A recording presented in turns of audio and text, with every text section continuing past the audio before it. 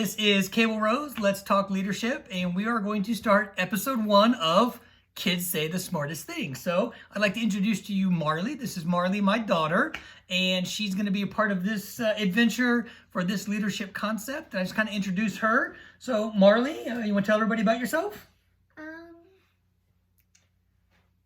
Well... That's okay. What grade are you in? How old are you? Well, I'm 11. I am in 5th grade going on to 6th grade. Mm-hmm. Well, currently we're not in school because of the coronavirus, which is understandable. Sure. So we're homeschooled right now, right? Basically. And unfortunately, she's stuck at home with me and my all my adventures and things.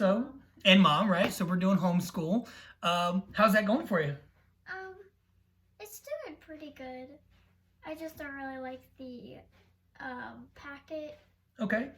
The packet of that came? Yeah, that we have been given. We've had multiple packets over the course, couple weeks? Few weeks, maybe 6 weeks. All right. And then let's talk about that. So that was a change to what you were used to, right? You spent the whole year. Let's also talk about change. If some of our viewers do or don't know, we were a military family. Yeah. And in 5 years, you moved from Tennessee to San Antonio to Arkansas and then here to Amarillo, right? So you had 4 moves in 5 years. Yes. That's a lot. There's not a lot of kids out there that went through that. So what was Most of my friends haven't even moved once. Right? They've always been here locally. So what was that like, moving that often? It was kind of hard for me whenever I was younger because it was kind of hard for me to leave all my friends and maybe if we had family. Okay.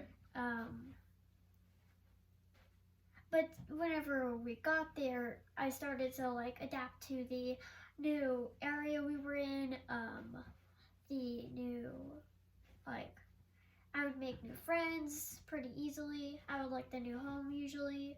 And then whenever we'd move from there to another place, it was just kind of like a cycle. Okay. So that's a lot. And that wasn't typical. That was just the last few years of our military career. Yeah. But there's a word that stands out for kind of what that goes through and what we deal with as individuals with change or with something like that. You ever heard of resiliency? Do you know that word? Resiliency is what we talk about. It's the ability to bounce back from something. So like me and your mom, we met during Hurricane Katrina. That was a big thing, right? And all of our community, all of our, we were in Biloxi, Mississippi. Everything we did, everything was bouncing back from something. So the same thing like that, you moved so many times and you had to bounce back from what it was you were going through. And you said it yourself, I just kind of adapted. And I made new friends. And what else do you still do? So here's another one I like, right? So I come home, we're quarantined. We have a little bit of a schedule. Not really. I mean, if it's the school or if it's during the week, I usually try to wake up around 9 or 10. Sure. I mean, that's not the earliest, but on the weekends I wake up way later. But do me a favor. In technology today, we're using technology. Your iPad.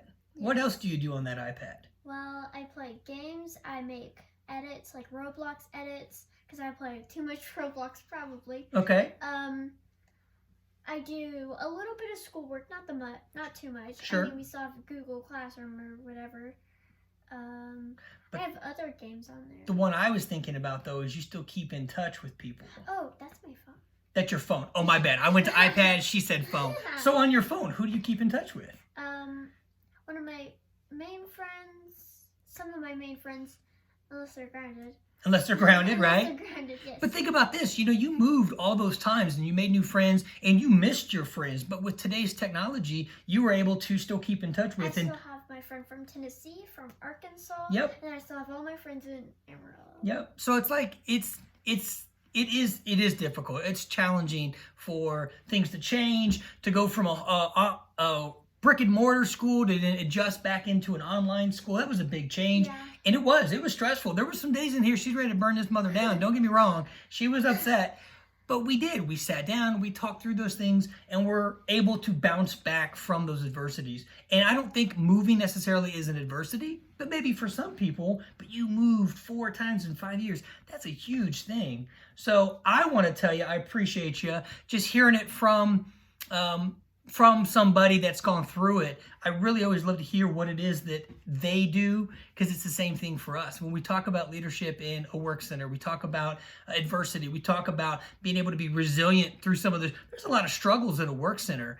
And when people are able to adapt, people are able to find a new way to move on and move forward, those are the things that help us move and keep moving forward. So I appreciate it's amazing what kids bring to us. We think we're teaching them, and there's a lot of times where they're really helping us learn and see it from a different perspective. So for Marley, I appreciate you being here. To everybody out in TV land, this is it.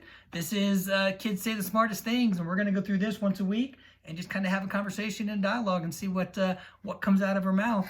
But to everybody in TV land, Marley Rose, Cable Rose, this is Let's Talk Leadership. Kids Say the Smartest Things, and we will catch you guys on the flip-flop.